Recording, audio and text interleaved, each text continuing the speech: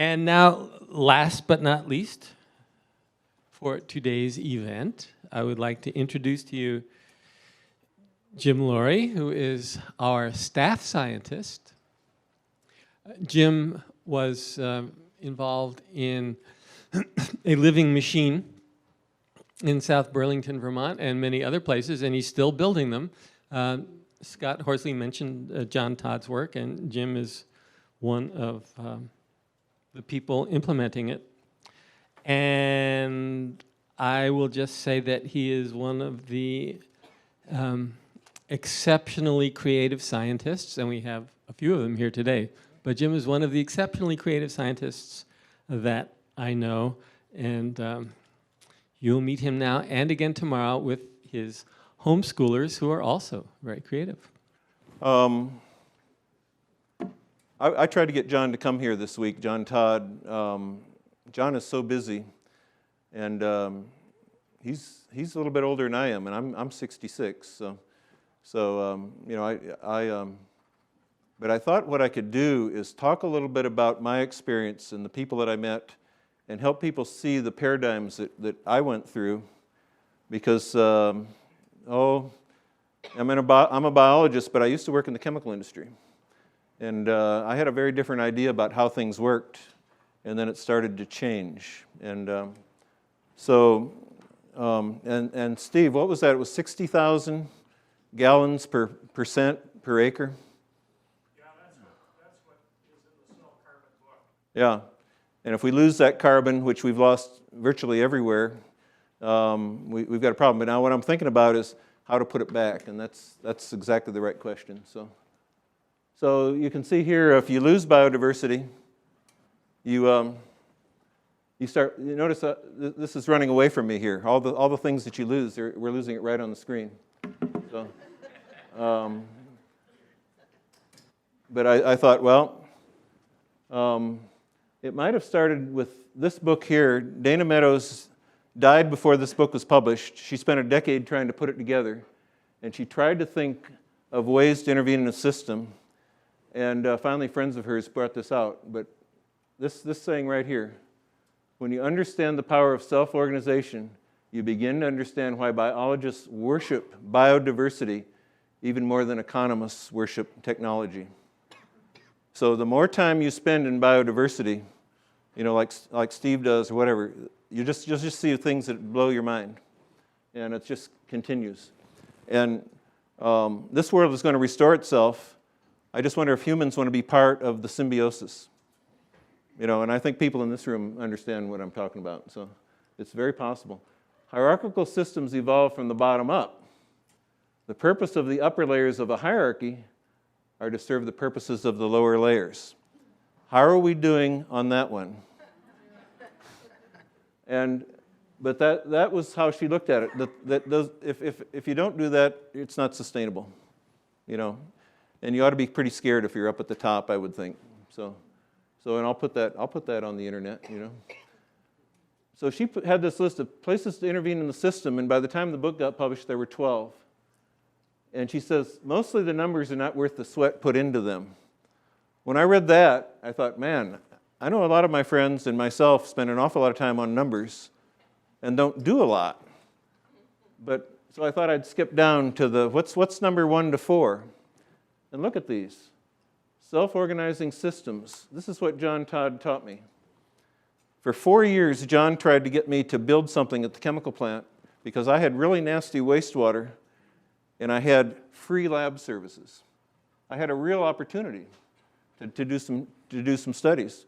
And John says, well, you know, I said, John, what's the formula? What's the formula? What's the formula? He says, no, you just go get stuff and throw it all together and see how it self-organizes. And I finally just did that. And so that's what John did. Once I did something about it, we saw some amazing things happen. The other one is goals. What do you want to happen? What are your goals? What do you want the landscape to look like? Okay, how many times do you ask that of yourself, of your community, of your family or whatever? What do you want it to look like? And that's been real powerful. And Alan Savory, I met Alan Savory in Texas when I was working at the chemical plant, kind of by accident, but I'd read his book. And he says, well, why don't you come out and see what we're doing, out in West Texas? And I learned from a lot of folks. And then the third one, to me, Lynn Margulis was probably the most amazing scientist of the 20th century because she rethought symbiosis from the microbial point of view, from the bottom up, and says, if we take care of the microbes, we're going to be okay.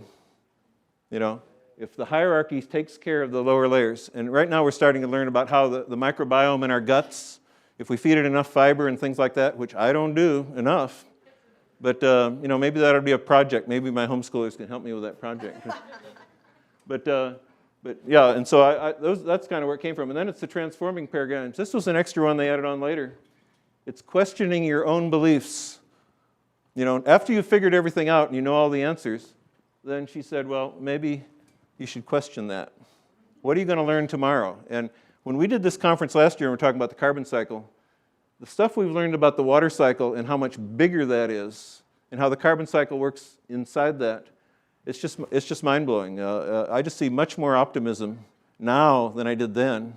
And that was pretty exciting last year. So let's go. Margulis, 5 kingdoms. So if you're going to be up in the hierarchy, you want to have 5 kingdoms in your systems. And how many know the 5 kingdoms? Bacteria is the thumb, animal, plant, fungi, and then all the things that don't fit in real well, like the algae and the protists. And have you got all those in your system that you're building? How many people know there's 5 kingdoms? That guy knows, so that's good. There's another one. And there she is in the lab. She spent an awful lot of time on a microscope. And she said, well, symbiosis is a more important way to look at evolution than competition. Competition is Herbert Spencer saying that humans need to compete. And Darwin would probably have been kind of a little bit embarrassed by that. And I think he would have loved to work in Lynn Margulis's lab and see what she was finding out. And are we scaffolding for microbes? Symbiosis is a much more hopeful interpretation of evolution than survival of the fittest. I said that. So if you want to know who said that, I said that. Making homes for microbes is critical to eco-machines and soil building. Okay, so that's what John's teaching me, the living machines, which legally he can't say anymore because somebody owns the trademark rights. So he calls them eco-machines now. But he was saying, you've got the microbes in your system. Now look at what Margulis did is she said, well, cyanobacteria, eventually went inside cells and became the chloroplasts. That's a symbiosis. Mitochondria were energy bacteria that went inside cells and do the energy work of our cells. And at the time that was done, that was like in the 70s or whatever, she's talking about that, and that was kind of controversial, but now pretty much everybody accepts that. And they found, Margulis said, well, you're going to find DNA in there if you look. I think you'll probably find DNA, or that'd be a way to test the theory. And it's in there. Mitochondria have their own DNA. In fact, that's how we tell, the matrilineal, our mother's side, because we get all our mitochondria from our mothers. So a woman knows, her mother, her grandmother, whatever, on the female side. That's the way to test DNA. And so she did, kind of, after her studies, came up with 4 groups of bacteria: the photosynthetic, the energy, and then these were the ones that could swim around, and then these ancient bacteria. And she developed this hypothesis. And animals actually have 3 different kinds of bacteria in every one of their cells, and so forth. So when you start thinking about biodiversity, well, you start thinking about how much symbiosis is going on in each cell of your body, and how many of the cells in your body are actually other species that are in your gut, and how many things are crawling around on top of you that you don't even know about. So I won't tell you about that, but this was John a while back, and John had a lot more hair then. I had a lot more hair then. But New Alchemy was the place where a lot of this happened. And here's the Greg Watson, who was your Massachusetts Agriculture Commissioner.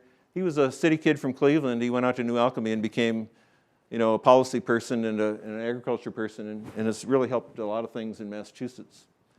And this is kind of neat. They, you know, they're trying to figure out how to do things. And this is where this changed my life right here. There's fish in these tanks. There's a lot of tilapia. They're putting out a lot of ammonia, and they're feeding this garden. And this was like, wow, this was, you know, in the 70s. And then, well, you just feed extra leaves and things back to the fish. Tilapia can eat vegetable material. And I sat there and looked at the fish. I just sat down and looked at the fish for hours. It's a neat way to bring an ecosystem out of the ground and get a lot more sunlight and to watch things happen. And John would say sometimes, well, these are ecosystems we've never seen before. You know, we can recognize the species, but this is something new in a lot of cases. And here's one. This is a project in Harwich, Massachusetts. This is a wastewater lagoon. This is when everybody's septic tanks blows up and they go get the stuff and they put it in here. And you know, the Cape Cod water table is only like 20 feet down. You know, and then the cranberry bog waste is sitting in there. And John just thought, well, if I get these, he got this guy to make these fiberglass tanks in Manchester, New Hampshire, and he started feeding in from this end. And he started adding all kinds of organisms in there to see what would grow and what wouldn't. And he had fish way down here as kind of the quality control. And they started migrating upstream eventually. As the system got smarter, they started moving up. So wouldn't this be a neat thing to do in your backyard? You know? And so this was at the chemical plant. After 4 years of thinking about it, we finally built something at the chemical plant. We built right on the waste pad. We're running all kinds of chlorinated solvents and really nasty stuff. So we're trying to figure out how to do anaerobic digestion and a few other things. And then we put these 4 tanks in there, and you can see the goldfish in here, and they were the quality control. And when Margulis saw tanks like this, what John was doing, she'd see this red stuff and think about the ancient bacteria that must be there, and she thought, man, I'm watching evolution backwards. And he says, oh, I'm going the wrong direction. And she turned around and went the other way. And these are great big oxygen bubbles from the algae there. And the snails would corral down and try to stay on the oxygen bubbles, but sometimes they go too far, and this tank would be really nasty. But by the second tank, we had these, you got to turn your head sideways. These are plecostomus, and you can see they're suckers right on the side of the wall. And they're eating this algae, and they don't need a lot of dissolved oxygen. They don't move around to that lot, maybe 2% or so. And then here's duckweed. This is by the second and third tank. We found out duckweed took a lot of the sulfur out of the water. And we just, so give you a sense of this. These are the local minnows. And they were reproducing like crazy in a chemical wastewater facility, you see. You know, and you figure out how fast you want to run it. We didn't make a lot of really clean water, but we made the cleanest water we ever saw at that plant. And this one was, this was to a reactor that was made from the algae that we got from the other stuff. And this stuff grew pretty fast, and we had a lot of surface area in there. And I'll show you some numbers on it. Here's some of the snails. Now imagine if you got one of these in your yard. Now with my homeschool kids, and we'll show you them a little bit, they can see stuff happening right in front of their eyes. And this really gets people excited when they see stuff growing on the tanks and whatever, and then you see the grazing, like these. If you get a lot of algae growing in there, you'll see like grazing tracks of snails and stuff like that. And they start kind of identifying with other species, which I think is really important. Look, there's the grazing tracks of snails right there. So I spent a lot of time, this is the greatest time to working in the chemical plant, was just hanging out. So this was the water that went to Galveston Bay. This is the outfall from our treatment plant. That we made this reactor to see if we could improve on that. And after about 18 hours in reactors like this, we'd see numbers like this. And oftentimes people come up and say, you can't have the numbers like that. That's too low. We never got ammonia that low. And I say, well, who took the sample? They were running the tests, you know, and it was just kind of cool. Chloroform. This is the lowest chloroform we ever found in that plant.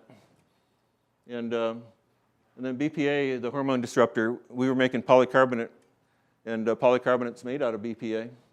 And if you make baby bottles out of it, it'll unzip if you heat it and stuff like that. We found out later. But it's you know, at 10 parts per billion, it can be pretty serious. Of course, we're diluted it by putting it out in the bay, but that's a pretty big difference, and it's nice to know that it can come out with a wetland system. So I got a chance to turn the valve on this plant. I actually worked with John for a while in South Burlington. It was really neat to get out of Houston and work for half as much in Burlington, Vermont. You know, I could have saved some of that money, you know. But so here's some paradigms to consider. Thinking in wholes is critical to making better decisions. Technology is sometimes important, but biodiversity is much more powerful. If you want to, you know, when you think about your future and whatever, nature is self-organizing and relentless. And microbes must have a good home. So I had some other pictures. This is Alan Savory on his 80th birthday, and this is what he caught out of the river in the Zambezi, I think. And he kind of went out there by himself, so he had a pretty hard time getting this into the boat. But, you know, I just think about Alan. When I learned about Alan's stuff and talking about grazing and how important that was in dry landscapes, Alan had a really neat story because in dry landscapes, you don't have microbes on the land a lot of the year because things get really dry. Things die out in the soil. But the microbes are in the rumens of the animals. The animals bring the reactors with them. We need to have these animals on the land, and we need to have the hoof action and that kind of thing, and we need to have them moving. And Alan taught me that, you know, over a beer. He had a beer, I didn't have a beer. But and here it's, what is brittleness? That's the dry landscapes. And and then he would ask a question like, what do you want? Which is a hard one for me. So, but, you know, Alan was always asking people, what do you want? This is holistic management. The first thing you have to do is think about, what do you want the land to look like in 5 years? What do you want your family to look like? And stuff like that. So here's the homeschool kids going to see a living machine. This is last year's team.